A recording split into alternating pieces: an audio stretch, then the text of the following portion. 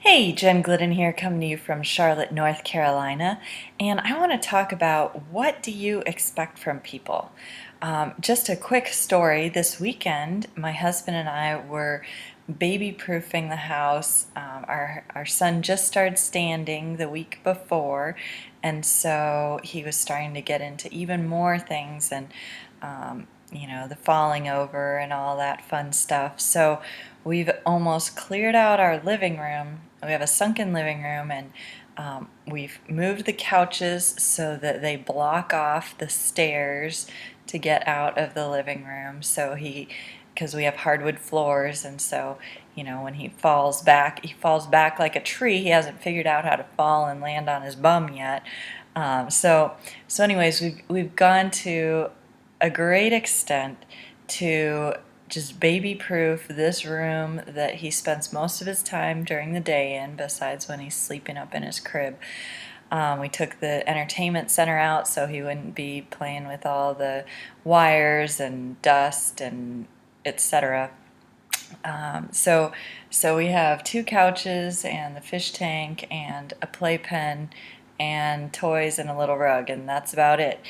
We have the dog bed so that when he's standing up in one area, if he falls over like a tree, he falls and lands on the soft dog bed. But anyways, it got me thinking about what do we expect from people as we're going around through life.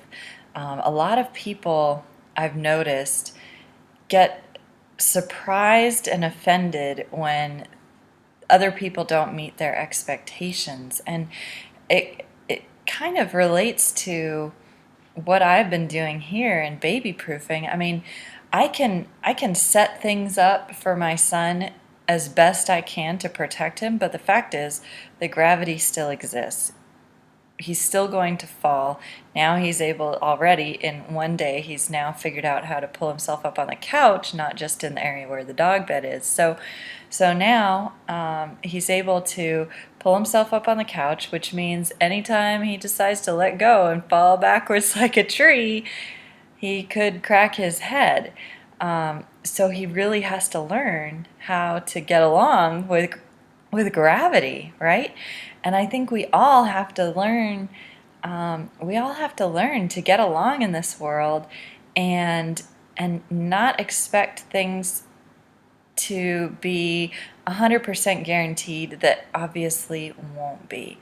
I think of a lot of people really rely on their jobs, and they really believe, and even other retirement benefits, they believe that those things are going to be there for them no matter what.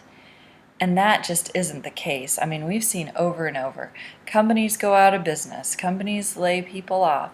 And really, their governments even are going out of business and laying people off. We've seen plenty of cities across the U.S. go bankrupt, and they're having to take extreme measures. So I'd love to hear your thoughts on baby proofing. How much is too much? But then also I'd like you to think about what things are you taking as essentially 100% guaranteed, proofed for you, not baby proofed, but adult proofed for you, that you're taking for granted that isn't necessarily going to be there.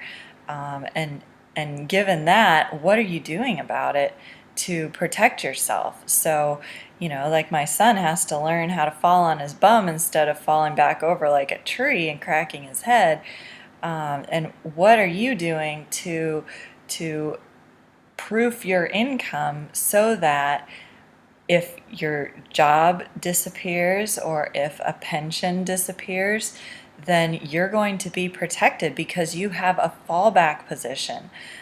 So that's just something I wanted to bring up, and I hope it's helpful for you, and I will talk to you soon.